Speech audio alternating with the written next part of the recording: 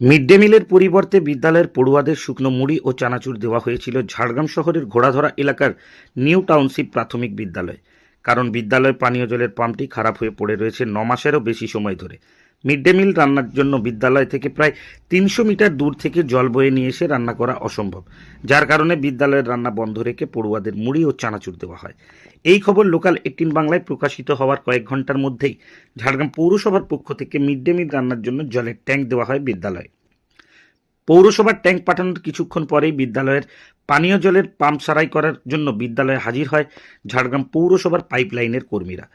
পাম্পটি সারাইয়ের জন্য কর্মীরা পাম্প এবং প্যানেল বোর্ড খুলে নিয়ে যায়। জানা গিয়েছে পাম্পটি সারাই করে লাগানোর পর যদি জল না ওঠে তার পরিবর্তে নতুন পাম্প তৈরি করা হবে। একটা স্কুল তার দায়িত্ব, ঠিক আছে, ওটা তাহলে ওদের দেখা উচিত ছিল যে আমার পাম্পটা খারাপ হয়েছে না পাইপ খারাপ হয়েছে, সেটুকু তো আমার স্কুলের শিক্ষক শিক্ষিকা অ্যাডমিনিস্ট্রেশন করতেই পারে, কিন্তু ওরা সেটা বলেনি। ওরা যেটুকু ছিল নতুন পাম্প করা।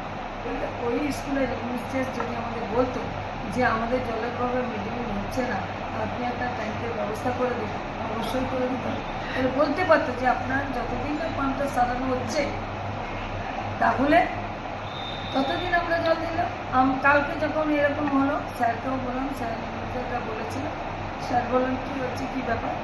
আমি মলয়কে বললাম দেখো পাম্পটা তুলে দেখো যে পাম্প খারাপ না পাইপ খারাপ, নতুন করতে হবে না সারালে হবে। তো তাহলে আমাদের পৌরসভা থেকে পাঠিয়েছি, আমি জল আজ পাঠিয়ে দিচ্ছি যে আজকে যেন রান্না হয়। মিড ডে মিলের যে ছেলেটি আছে তাকে বলেছি জল পাঠিয়েছি আজ যেন রান্না হয়, নাহলে কিন্তু আমি অ্যাকসেপ্ট নেব। হ্যাঁ, আজকে স্কুলে এসে দেখছি পৌরসভা থেকে জলের ট্যাঙ্ক পাঠিয়েছেন। সেজন্য আমি মিউনিসিপ্যালিটির চেয়ারম্যান কবিতা ঘোষ মহাশয়াকে অজস্র ধন্যবাদ জানাই।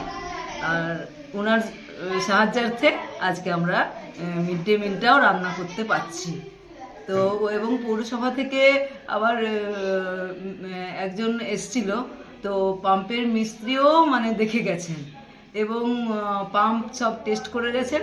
এবং পৌরসভার যিনি ইঞ্জিনিয়ার মলয়বাবু, উনিও ফোনে আমাকে বললেন যে আমরা তাড়াতাড়ির মধ্যেই আপনাদের ওখানে নতুন পাম্প বসাবো। এবং এটা সারানোর জন্য ওনারা যথেষ্ট সচেষ্ট হয়েছেন, সেই জন্য ওনাদের সকলকেই আমি ধন্যবাদ। আজকে আমাদের মিড ডে মিল খুব ভালোভাবে রান্না হয়েছে। আজকে আমাদের সোয়াবিন, আলু এবং ডিমের তরকারি রান্না করা হয়েছে, আর বাচ্চারা খাচ্ছে। বাচ্চারা আজকে মিড ডে মিল পেয়ে খুব খুশি হয়েছে। শুকনো টিফিনে দুপুরবেলায় তো ওদের অতটা মন ভরে না। আজকে ওরা বলছে যে আজকে খুব ভালো রান্না হয়েছে, অনেক ভালো খাচ্ছি। আপনার নাম? আমার নাম কমলা বেরা, প্রাথমিক বিদ্যালয়ের প্রধান শিক্ষিকা।